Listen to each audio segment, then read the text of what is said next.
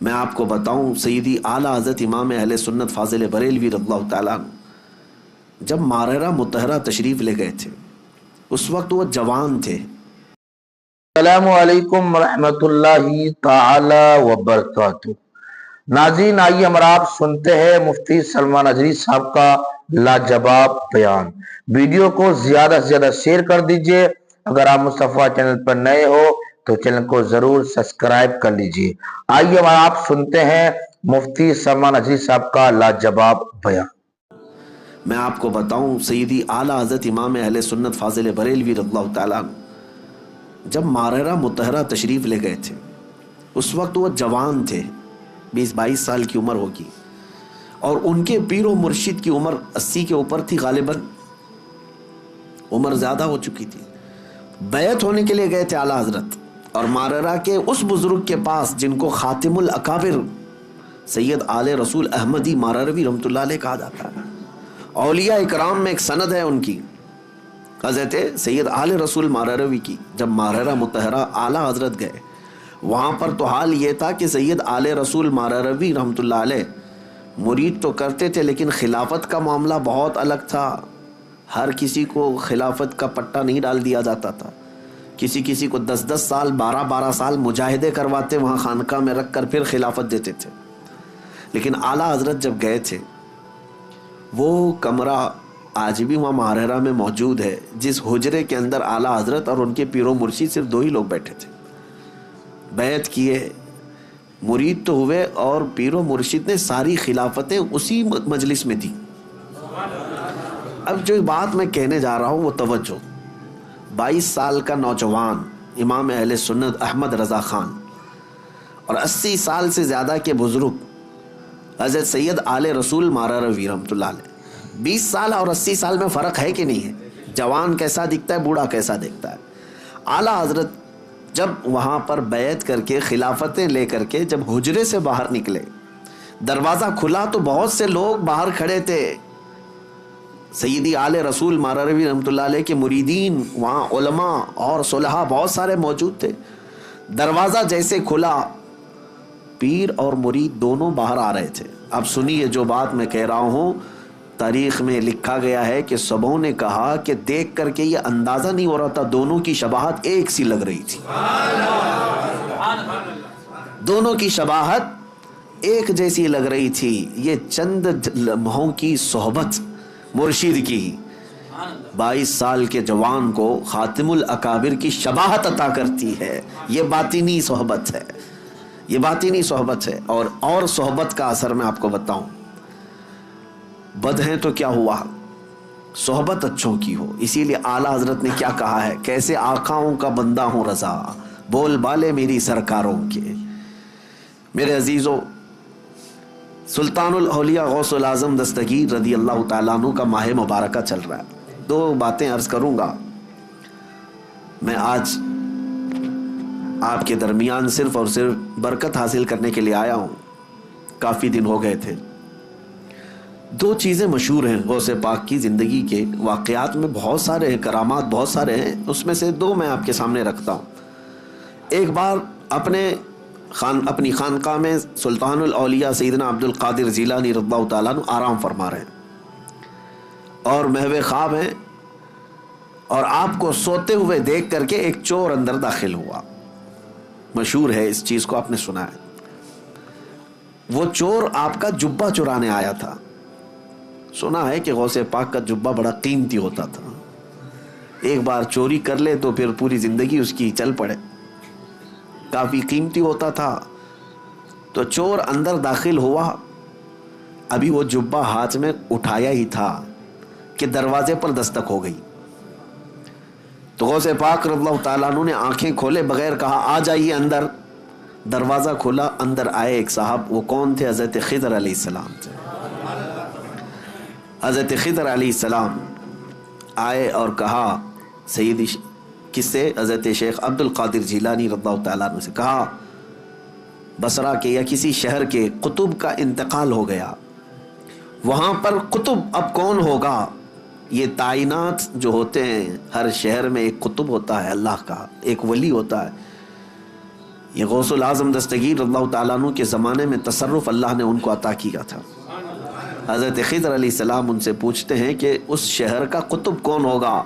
غوث پاک رحمۃ اللہ تعالیٰ علیہ آنکھیں کھولے بغیر کہتے ہیں وہ دروازے کے پیچھے کھڑے، انہیں لے جائیے۔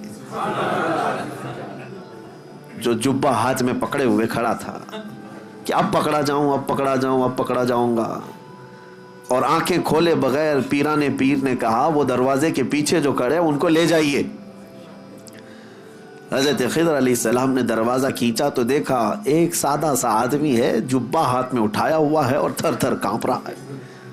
کہا کہ چلیے مبارک ہو، اللہ نے آپ کو قطبیت عطا کی، اس لیے کہ شیخ عبد القادر جیلانی کی زبان سے نکلا ہے، چلیے ہمارے ساتھ۔ اب وہ شخص حیرت میں تھا کہ میرے ساتھ کہیں کوئی مذاق نہ ہو رہا، اور وہ دوڑتے ہوئے پھر غوث پاک کے قدموں میں آیا، کہا روتے ہوئے مجھے معاف کریں، مجھے معاف کریں، کیا یہ میرے ساتھ کوئی مذاق تو نہیں؟ غوث پاک رضی اللہ تعالیٰ عنہ نے فرمایا شیخ عبد القادر جیلانی کو اللہ نے یہ طاقت عطا کی ہے کہ وہ جو زبان سے نکالے اللہ اس کو پورا کر کے رہتا ہے۔ کہا کہ میں یہاں کس غرض سے آیا تھا آپ کو پتا ہے؟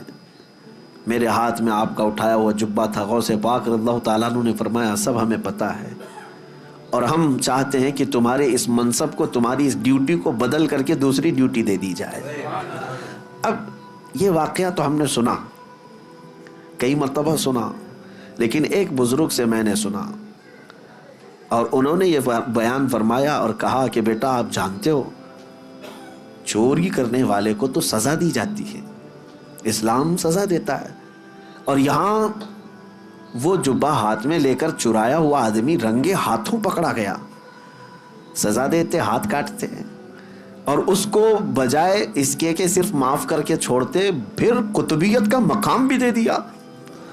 یہ سوال جب آتا ہے ذہن میں تو پھر اس بزرگ نے فرمایا کہ بات در حقیقت یہ ہے کہ اللہ کریم بھی نسبتیں دیکھتا ہے، وہ چور چوری تو کیا تھا لیکن ہاتھ میں دامن کس کا تھا؟ ہاتھ میں کیا تھا؟ غوث پاک کا جبہ تھا، جبہ جو پکڑا تھا یہ نسبت نے اس کو، اس صحبت نے اس کو مقام قطبیت تک پہنچا دیا۔ اب میں آپ سے کہتا ہوں کہ غوث پاک کا جبہ پکڑے تو قطبیت کے مقام پر پہنچے، اور جو رسول اللہ کے قدموں پر جان دے اسے رب ذوالجلال غوثیت کے مقام پر پہنچاتا ہے۔ ایک بات یاد رکھیں، نبی پاک صلی اللہ علیہ وسلم پر جو صحابہ نے اپنی جانیں دی ہیں حضور اکرم صلی اللہ تعالیٰ علیہ وسلم کی محبت میں، غوث، قطب، ابدال، نجبہ، شرفا کوئی وہاں تک نہیں پہنچ سکتے جہاں رسول اللہ کے صحابہ پہنچے۔ کیوں؟ صحبت کا اثر ہے، صحبت کا اثر ہے، اسی لیے صحبت چن کر کے اختیار کرو، کہیں ایسا نہ ہو کہ بعد میں پچھتانا پڑے۔ ہم نے تو پولیس کو بھی دیکھا ہے، خامخواہ کچھ لوگوں کو اٹھاتے ہیں اور لے جاتے ہیں پکڑ کر کے، کیا قصور ہے بھائی اس کا؟ کہا فلاں نشیڑی کے ساتھ تو یہ بھی کانٹیکٹ میں تھا، کانٹیکٹ میں تو تھا ہی، ہم اس کو تلاشی لیں گے، کہیں اس کا بھی جرم نکل گیا تو وہی سزا اس کی بھی ہوگی، ابھی تو شک میں اٹھائے ہیں۔ میرے عزیزو حال تو اب یہ ہے کہ اگر غلط لوگوں کا فون بھی 2-3 بار ہمارے فون پہ آ گیا تو بھی آپ اندر جا سکتے ہیں۔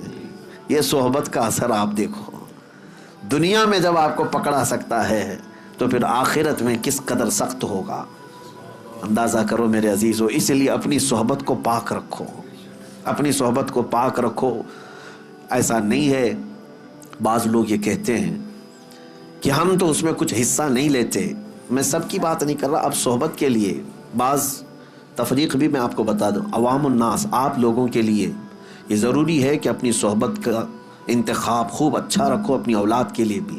اب رہی بات علماء صالحین، علماء ہیں، مبلغین ہیں، دعات ہیں، ان کا کام کیا ہے؟ لوگوں کی اصلاح کرنا۔ مثال کے طور پر اگر ہم چند نشہ خور لوگوں کے درمیان اگر بیٹھے ہیں تو اس کا مطلب یہ نہیں کہ ہم ان کی صحبت حاصل کر رہے ہیں، ہم یہ چاہتے ہیں کہ ہماری چھاپ ان کے دل پر ڈالی جائے۔ تو یہ صرف علماء، دعات، مبلغین کا کام ہے۔ جیسے ڈاکٹر مریضوں کے بیچ میں رہتا ہے تو بیماری نہیں لیتا بلکہ ان کی بیماری کو دور کرتا ہے، لیکن عوام الناس، عام لوگ اگر بیماروں کے ساتھ رہنے لگیں تو پھر یہ کہا جائے گا کہ یہ بیماری یہ بھی لے لے گا، یہ کہا جاتا ہے۔ لہٰذا ایک واقعہ تو غوث پاک کا میں نے بتایا کہ چور بھی مقام قطبیت پر پہنچ گیا، وجہ کیا تھی؟ دامن ہاتھ میں کس کا تھا؟ غوث اعظم کا تھا۔ اسی لیے جمیل قادری رحمۃ اللہ تعالی علیہ یوں فرماتے ہیں، عزیزو کر چکو تیار جب میرے جنازے کو، تو لکھ دینا کفن پر نام والا غوث اعظم کا۔ اب دوسری بات، بغداد مقدسہ میں جو ایک واقعہ مشہور ہے کہ حضرت شیخ احمد جام اپنی شیر کی سواری کرتے ہوئے بغداد کے کسی بھی محلے میں جاتے تو اس محلے والے ایک گائے ان کی شیر کو قربان کر دیا کرتے تھے۔ وہ غوث پاک کے محلے میں آئے اور بولا کہ جاؤ شیخ عبد القادر جیلانی کی خانقاہ سے بھی ایک گائے ہمارے شیر کے لیے لے آؤ۔ غوث پاک نے منع نہیں فرمایا، اپنے خادم سے کہا لے جاؤ لنگر خانے سے جو گائے ہوگی، لے کر کے گئے۔ لیکن وہاں پر ہڈیاں کھا کر پلنے والا ایک کتا، پالا ہوا نہیں پلا ہوا، دونوں میں بہت فرق ہے۔ پالا ہوا نہیں، خود سے پلا ہوا کتا نکلا ساتھ میں، اسے کسی نے ٹرین کر کے بھیجا نہیں تھا، اسی لیے میں نے لفظ میں ہی کہا کہ پالا ہوا نہیں ہے، پلا ہوا۔ اور غوث پاک رضی اللہ تعالیٰ عنہ کے آستانے سے جب وہ گائے شیر کے قریب پہنچی تو شیر بھوکا جھپٹا مارنے ہی والا تھا کہ یہ کتا اس پر جھپٹا مارا اور دم زدن میں شیر کو چیر کر کے رکھ دیا۔ یہ شاید واقعہ ایسا پہلا ہوگا کہ ایک کمزور کتا جنگل کے راجا پر بھاری ہو گیا ہو۔ اب تک ہم سنتے یہی آئے تھے کہ جانوروں میں شیر جو ہے راجا ہوتا ہے، لیکن یہاں راجا کا باجا ختم ہو گیا۔ کیوں؟ غوث پاک رضی اللہ تعالیٰ عنہ کے محلے میں آیا اور کتا جو ہے شیر کو پھاڑ کر دو ٹکڑوں میں بدل دیا۔ دنیا نے اس منظر کو دیکھا اور اعلیٰ حضرت نے فرمایا کیا دبے جس پہ حمایت کا ہو پنجہ تیرا، شیر کو خاطر میں لاتا نہیں کتا تیرا۔ اب یہاں پر مسئلہ یہ ہے، شیر شیر ہی تھا وہ اور کتا کتا ہی تھا، اور اصول آج بھی وہی ہے کہ شیر ہی بھاری ہوتا ہے، لیکن یہ اصول اس جگہ ٹوٹ جاتا ہے جہاں کتے کی نسبت دربار غوث سے ہو جائے۔ اب میں آپ کو یہ کہتا ہوں کہ کتا ہے، کتے پالنے کی ہمارے ہاں شریعت میں اس کا حکم نہیں ہے۔ بعض مقامات ایسے ہیں جیسے کھیتی باڑی یا حفاظت کے لیے ان کو شریعت نے مستثنا رکھا ہے۔ جس جانور کو ہم پالتے بھی نہیں، خود سے گھروں کے پاس بیٹھ کر پل جاتا ہو، اس کتے کو کا حال یہ ہے کہ دربار غوث کے سائے میں بیٹھا کرتا تھا، غوث پاک کے آستانے کے سائے میں بیٹھا کرتا تھا، اور طاقت کا حال یہ ہے کہ جنگل کے راجا کو بھی پھاڑ کے رکھ سکتا ہے۔ یہ صحبت کا اثر ہے، یہ صحبت کا اثر ہے۔ اب دوسری بات میری یہ توجہ سے سنو، دوسری بات یہ سنو کہ غوث پاک کے دسترخوان پر پڑے ہوئے ٹکڑے یا پھینکے ہوئے ٹکڑے کھا کر پالا ہوا نہیں بلکہ پلا ہوا کتا شیر پر بھاری ہو سکتا ہے۔ اب سوچو کہ غوث پاک نے جس کو پالا ہو،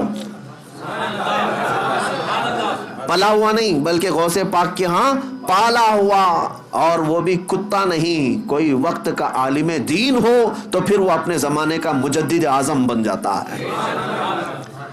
اعلیٰ حضرت فاضل بریلوی رحمۃ اللہ علیہ پھر اس کو یوں کہتے ہیں، میں یہ مثال اس لیے دے رہا ہوں کہ اعلیٰ حضرت امام اہل سنت اپنے آپ کو کہتے ہیں کہ میں غوث اعظم کا وہاں پر دربار کا کتا ہوں، بلکہ وہ پلا ہوا نہیں پالا ہوا، اور جس کو غوث پاک کی نسبت حاصل ہو، عنایت حاصل ہو، پھر وہ کہتے ہیں اعلیٰ حضرت اپنی قسمت پر کہتے ہیں کہ میری قسمت کی قسم کھائیں سگانے بغداد، بغداد کے کتے میری قسمت کی قسم کھائیں گے۔ اعلیٰ حضرت فرماتے کیوں؟ ہند میں رہ کے بھی دیتا رہوں پہرا تیرا، ہند میں رہ کے بھی دیتا رہوں پہرا تیرا۔ اور اعلیٰ حضرت اسی نسبت اور اسی صحبت کے بارے میں کہتے ہیں، یا سیدی عبد القادر جیلانی غوث اعظم، تجھ سے در سے سگ اور سگ سے ہے مجھ کو نسبت۔ غوث پاک سے ان کے دروازے کو نسبت ہے، ان کے دروازے سے کتے کو نسبت ہے، اور کتے سے اعلیٰ حضرت کہتے ہیں مجھے نسبت ہے۔ میری گردن میں بھی ہے دور کا ڈورا تیرا، اور جس کی گردن میں پٹا ہو تو اس کو میونسپلٹی والے اٹھاتے نہیں ہیں، کیوں؟ کسی کا پالا ہوا ہے۔ اس نشانی کے جو سگ ہیں نہیں مارے جاتے، اعلیٰ حضرت کہتے ہیں اس نشانی کے جو سگ ہیں نہیں مارے جاتے، حشر تک میرے گلے میں رہے پٹا تیرا۔ ہم بھی دعا یہی کرتے ہیں کہ سرکار غوث پاک کی نسبت آخری سانس تک ہمارے ساتھ برقرار رہے۔